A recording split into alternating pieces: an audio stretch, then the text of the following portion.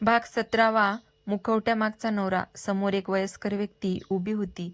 त्यांच्या हातात जुनी बॅग होती. त्यांनी आत येताच सगळ्यांकडे पाहिलं. माधवी, तू शेवटी परत आलीस? माधवीच्या डोळ्यात अश्रू आले. राघव काका. अनन्या त्यांच्याकडे पाहत होती. राघव काकांनी तिच्याकडे पाहिलं. हीच अनन्या. माधवीने मान हलवली. राघव काकांनी बॅग उघडली. त्यातून एक जुना फोटो आणि काही कागद बाहेर काढले. हे विक्रमने माझ्याकडे ठेवले होते. अनन्याने फोटो हातात घेतला. फोटोमध्ये विक्रम आणि राघव उभे होते. त्यांच्या मागे एक लहान मुलगा होता. अनन्याने विचारलं, हा मुलगा कोण आहे? राघव काका म्हणाले, आरव सिंघानिया. पण हा फोटो पाहून अनन्याला काहीतरी वेगळं जाणवलं. तिने फोटो उलटा केला. मागे एक तारीख होती. त्या तारखेच्या खाली लिहिलं होतं, अनन्याच्या जन्माच्या 3 दिवस आधी. अनन्या स्तब्ध झाली. राघव काका म्हणाले, तुझ्या जन्माआधीच तुझ्या बाबांना समजलं होतं की तुझ्यावर धोका आहे, म्हणून त्यांनी काही पुरावे वेगळ्या ठिकाणी लपवले. माधवीने विचारलं, मग हा पुरावा कुठे आहे? राघव काकांनी बॅगमधून एक छोटा कागद काढला. हा शेवटचा पत्ता आहे. विराजने तो कागद घेतला. पत्ता पाहताच तो थांबला. हा तर आपल्या कंपनीच्या जुन्या ऑफिसचा पत्ता आहे. राघव काका म्हणाले, हो आहे. पण त्या ऑफिसच्या खाली एक गुप्त खोली आहे. विराजच्या चेहऱ्यावर आश्चर्य उमटलं. मला त्या खोलीबद्दल कधीच माहिती नव्हतं, कारण ती खोली तुझ्या वडिलांनी स्वतः बांधून घेतलेली होती. अनन्या म्हणाली, आणि तिथे काय आहे? राघव काकांनी तिच्याकडे पाहिलं. तुझ्या वडिलांचा शेवटचा पुरावा. तेवढ्यात राघव काकांचा फोन वाजला. त्यांनी फोन पाहिला. त्यांच्या चेहऱ्यावर चिंता उमटली. कोणाचा फोन आहे? त्यांनी फोन अनन्याला दिला. स्क्रीनवर विक्रम पाटील यांचा नंबर दिसत होता. अनन्याचा श्वास थांबला. बाबांचा नंबर. माधवीने फोन हातात घेतला. तिने कॉल उचलला. समोर काही सेकंद शांतता होती. मग एक आवाज आला, माधवी. माधवीच्या डोळ्यात अश्रू आले. विक्रम. अनन्या पुढे आली. बाबा. समोरून काही क्षण शांतता झाली. मग विक्रमचा आवाज आला, अनन्या, माझं ऐक. माझ्याकडे जास्त वेळ नाही. अनन्या रडत म्हणाली, बाबा तुम्ही कुठे आहात? विक्रमने उत्तर दिलं, जिथे तू मला शोधायला येऊ नकोस. पण अनन्या म्हणाली, मी तुम्हाला पुन्हा गमावणार नाही. विक्रम काही क्षण शांत राहिले. मग त्यांनी सांगितलं, तुझ्या आईवर विश्वास ठेव, विराजवरही विश्वास ठेव, पण करणपासून सावध राहा. करणचा चेहरा बदलला. विराजने त्यांच्याकडे पाहिलं. फोनवर विक्रम पुढे म्हणाले, आणि सगळ्यात महत्त्वाचं, ज्याला तुम्ही आरव समजत आहात तो आरव नाही. कॉल अचानक कट झाला. सगळे शांत झाले. अनन्या करणकडे पाहत होती. विराज त्याच्याकडे पाहत होता. माधवीच्या चेहऱ्यावर भीती होती. राघव काका मात्र शांत होते. त्यांनी हळू आवाजात सांगितलं, आता आपल्याला एकच गोष्ट शोधायची आहे, खरा आरव कुठे आहे? आणि त्या प्रश्नाचं उत्तर विक्रमच्या शेवटच्या पुराव्यात आहे. करणच्या हातातला फोन अजूनही चालू होता. विक्रम पाटील यांचा आवाज अचानक थांबल्यानंतर खोलीत पूर्णपणे शांतता पसरली. अनन्या काही क्षण स्क्रीनकडे पाहत राहिली. तिच्या डोळ्यात अश्रू होते. बाबांनी करणपासून सावध राहायला सांगितलं होतं, पण करण इतकी वर्ष विराजचा सर्वात जवळचा मित्र होता. अनन्याला त्याच्यावर संशय घ्यायचा नव्हता. विराज मात्र शांतपणे करणकडे पाहत होता. करण, तुला बाबांनी असं का सांगितलं असेल? करणने मान खाली घातली. मला माहिती नाही. मला खरंच काही माहिती नाही. माधवी पुढे आली. मला वाटतं विक्रमने तुला काहीतरी सांगण्याचा प्रयत्न केला होता. करणने तिच्याकडे पाहिलं. पण ते काय आहे हे मला माहीत नाही. तेवढ्यात राघव काकांनी जुन्या टेबलावर ठेवलेली डायरी उचलली. ही डायरी उघडा, यात कदाचित उत्तर मिळेल. अनन्याने डायरी उघडली. पहिल्या काही पानावर तिच्या बाबांनी त्यांच्या आयुष्यात घडलेल्या घटनांची नोंद केली होती. एक पान पाहून अनन्या अचानक थांबली. त्या पानावर तिच्या जन्माची तारीख होती. त्याखाली एक नाव लिहिलं होतं, आरव सिंघानिया. अनन्याने विराजकडे पाहिलं. माझ्या जन्माच्या वेळी आरव इथे का होता? माधवीच्या चेहऱ्यावर चिंता उमटली. कारण त्या दिवशी तुझ्या बाबांना एक धक्कादायक सत्य समजलं होतं. अनन्याने विचारलं, कसलं सत्य? माधवीने डायरीकडे पाहिलं. तुझ्या जन्माबद्दल. अनन्या काही क्षण स्तब्ध झाली. तिच्या हातातून डायरी जवळजवळ खाली पडली. माझ्या जन्माबद्दल असं काय होतं? माधवीने उत्तर देण्याआधीच बाहेरून कारचा आवाज आला. सगळे पुन्हा सावध झाले. विराज खिडकीजवळ गेला. बाहेर एक काळी कार उभी होती आणि कारमधून उतरलेली व्यक्ती पाहून विराजच्या चेहऱ्यावर आश्चर्य उमटलं. तो माणूस होता यशवर्धन सिंघानिया. पण यावेळी तो एकटा नव्हता. त्याच्यासोबत एक तरुण मुलगा होता. माधवीने त्या मुलाला पाहिलं आणि तिच्या चेहऱ्यावर भीती उमटली. ती हळू आवाजात म्हणाली, हा आरव आहे. अनन्या खिडकीतून बाहेर पाहत राहिली. पण पुढच्या क्षणी तिच्या लक्षात आलं, यशवर्धन सोबत उभा असलेला आरव फोटोमधल्या आरवसारखा अजिबात दिसत नव्हता. आणि मग माधवीने एक वाक्य सांगितलं, हा खरा आरव नाही. आता अनन्याला समजलं, या सगळ्या खेळामागे अजून एक मोठं रहस्य लपलेलं होतं. घराच्या बाहेर यशवर्धन सिंघानिया आणि त्याच्यासोबत असलेला तरुण उभा होता. अनन्या खिडकीजवळ उभी राहून त्याच्याकडे पाहत होती. माधवी मात्र अजूनही घाबरलेली होती. अनन्या, माझं ऐक. त्या माणसाच्या जवळ जाऊ नकोस.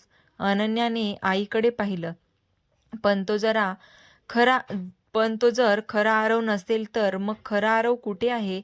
माधवीने हळू आवाजात उत्तर दिलं, मला माहीत नाही. पण तुझ्या बाबांना त्यांचा शोध लागला होता. विराजने लगेच विचारलं. मग बाबांनी त्याबद्दल डायरीमध्ये काय लिहिलं आहे? अनन्याने पुन्हा डायरी उघडली. पुढच्या पानावर एक जुना नकाशा होता. नकाशावर मुंबईतील एका ठिकाणी लाल खून केली होती. त्या खुनेखाली फक्त एक शब्द लिहिला होता, सत्य. करणने नकाशा पाहिला. हे ठिकाण मला माहिती आहे. विराजने त्याच्याकडे पाहिलं. तुला आधीपासून माहिती होतं? करण काही क्षण शांत राहिला. हो, पण मला तिथे काय आहे हे माहिती नव्हतं. माधवीने करणकडे पाहिलं. तू विक्रमसोबत गेला होतास का? करणने मान खाली घातली. एकदा, पण त्यावेळी विक्रमने मला बाहेरच थांबवलं होतं. अनन्याला आता आणखी संशय येऊ लागला. तिने डायरीचं पुढचं पान उघडलं. त्या पानावर विक्रमने लिहिलं होतं, जर माझ्यावर विश्वास ठेवणारा कोणी उरला असेल तर तो या जागी पोहोचेल. अनन्याने विराजकडे पाहिलं. आपल्याला तिथे जायचं आहे. विराजने मान हलवली. पण त्याच क्षणी बाहेरून दरवाजा उघडण्याचा आवाज आला. यशवर्धन घरात प्रवेश करत होता. त्याच्या मागे तो अनोळखी तरुण होता. यशवर्धनने सगळ्यांकडे पाहिलं. मग त्याची नजर अनन्याच्या हातातल्या डायरीवर गेली. त्याच्या चेहऱ्यावरचं हसू गायब झालं. त्याने हळू आवाजात विचारलं, ही डायरी तुम्हाला कुठे मिळाली? अनन्याने डायरी घट्ट पकडली. माझ्या बाबांनी ठेवली होती. यशवर्धन काही क्षण शांत राहिला. मग त्याने त्या तरुणाकडे पाहिलं आणि म्हणाला, आता वेळ आली आहे सगळं सत्य सांगण्याची. त्या तरुणाने अनन्याकडे पाहिलं. त्याच्या डोळ्यात वेदना होत्या. मग त्याने एकच वाक्य सांगितलं, मी आरव सिंघानिया नाही, मी त्याचा भाऊ आहे. अनन्या स्तब्ध झाली. माधवीने डोळे मिटले. कारण तिला माहीत होतं, आता 20 वर्षापासून लपवलेलं सत्य समोर येणार होतं. तो तरुण काही क्षण शांत उभा राहिला. सगळ्यांच्या नजरा त्याच्यावर होत्या. अनन्याला त्याच्याकडून उत्तर हवं होतं. तुझं खरं नाव काय आहे? त्या तरुणाने हळू आवाजात उत्तर दिलं, माझं नाव आदित्य सिंघानिया आहे. यशवर्धन माझे वडील आहेत, पण आरव माझा भाऊ आहे. विराजने विचारलं, मग आरव कुठे आहे? आदित्यने काही क्षण डोळे मिटले. मला माहिती नाही. 20 वर्षापूर्वी तो अचानक गायब झाला. माझ्या वडिलांनी सगळ्यांना सांगितलं की आरव परदेशात गेला आहे, पण ते खरं नव्हतं. माधवी पुढे आली. तुझ्या भावाला विक्रम शोधत होते. आदित्यने तिच्याकडे पाहिलं हो. आणि त्याच कारणामुळे विक्रम पाटील अडचणीत आले. अनन्याने विचारलं, माझ्या बाबांना आरवबद्दल काय माहिती होतं? आदित्य म्हणाला, आरवने काही कागदपत्रे लपवली होती. त्या कागदपत्रामध्ये माझ्या वडिलांचा सगळ्यात मोठा गैरव्यवहार उघड होऊ शकत होता. यशवर्धनने त्याच्याकडे रागाने पाहिलं. पण आदित्य थांबला नाही. माझ्या वडिलांनी विक्रमला थांबवण्याचा प्रयत्न केला, पण विक्रमने हार मानली नाही. म्हणूनच त्यांनी तुझ्या बाबांना सगळ्यापासून दूर केलं. अनन्याच्या डोळ्यात अश्रू आले. म्हणजे माझे बाबा अजूनही जिवंत आहेत? आदित्यने तिच्याकडे पाहिलं. हो, मला विश्वास आहे की ते जिवंत आहेत. विराजने विचारलं, तुला हे कसं माहीत? आदित्यने आपल्या खिशातून एक जुना फोटो काढला. फोटोमध्ये विक्रम पाटील एका अनोळखी ठिकाणी उभे होते. फोटोच्या मागे एक तारीख होती आणि त्या तारखेच्या खाली एक पत्ता लिहिलेला होता. अनन्याने तो पत्ता वाचला. तिच्या चेहऱ्यावर आश्चर्य उमटलं. हा तर आपल्या कंपनीच्या जुन्या ऑफिसचा पत्ता आहे. आदित्यने मान हलवली. हो, पण त्या ऑफिसच्या खाली एक गुप्त जागा आहे. विक्रम तिथे लपून राहिलेले असण्याची शक्यता आहे. करणने लगेच विचारलं, तुला हा फोटो कुठून मिळाला? आदित्यने करणकडे पाहिलं. हा फोटो मला करणने दिला होता. करण अचानक शांत झाला. विराजची नजर करणकडे वळली. करण, तू आदित्यला आधीपासून ओळखतोस? करणने उत्तर दिलं, नाही. माधवीने करणकडे पाहिलं. करणने शेवटी मान खाली घातली. हो, मी आदित्यला आधीपासूनच ओळखतो, पण मी त्याच्या विरुद्ध नाही. विराजचा आवाज कठोर झाला. मग तू मला इतकी वर्ष हे सगळं का लपवलंस? करणच्या डोळ्यात अश्रू आले. कारण विक्रमने मला तसं करायला सांगितलं होतं. सगळे शांत झाले. करण पुढे म्हणाला, त्यांनी सांगितलं होतं की योग्य वेळ येईपर्यंत विराजला काहीही सांगायचं नाही. अनन्याने विचारलं, आणि ती योग्य वेळ आता आली आहे? करणने तिच्याकडे पाहिलं. हो, आता वेळ आली आहे. कारण विक्रमने मला शेवटचा संदेश पाठवला आहे. अनन्या पुढे आली. काय संदेश? करणने फोन उघडला. स्क्रीनवर फक्त एकच वाक्य होतं, अनन्याला जुन्या ऑफिसमध्ये घेऊन जा. तिला सत्य स्वतःच्या डोळ्यांनी पाहू दे. अनन्याने विराजकडे पाहिलं. विराजने तिचा हात धरला. आता आपण तिथे जाणार आहोत आणि यावेळी कुणीही आपल्याला थांबू शकणार नाही. पण त्यांना माहिती नव्हतं. जुन्या ऑफिसमध्ये त्यांची वाट पाहत कोणीतरी आधीच पोहोचलं होतं. जुन्या ऑफिसच्या इमारतीसमोर सगळे पोहोचले. इमारत अनेक वर्षापासून बंद होती. आजूबाजूला कुणीही दिसत नव्हतं. अनन्याने इमारतीकडे पाहिलं. तिच्या मनात एक विचित्र भावना निर्माण झाली. जणू ती या जागेला आधीपासूनच ओळखत होती. विराजने तिच्याकडे पाहिलं. घाबरलीस? अनन्याने मान हलवली. नाही, पण मला असं वाटतंय की इथे काहीतरी माझी वाट पाहत आहे. आदित्यने जुन्या दरवाजावर हात ठेवला. हा दरवाजा अजूनही उघडतो. त्याने एक जुनी चावी वापरली. दरवाजा हळूहळू उघडला. सगळे आत गेले. आत धूळ आणि अंधार होता. करणने टॉर्च सुरू केली. समोर जुन्या ऑफिसच्या टेबलावर कागद विखुरलेले होते. माधवी एका टेबलाजवळ थांबली. हे विक्रमचा टेबल आहे. अनन्या त्या टेबलाजवळ गेली. तिथे एक फोटो ठेवलेला होता. फोटोमध्ये ती लहान असताना बाबांसोबत उभी होती.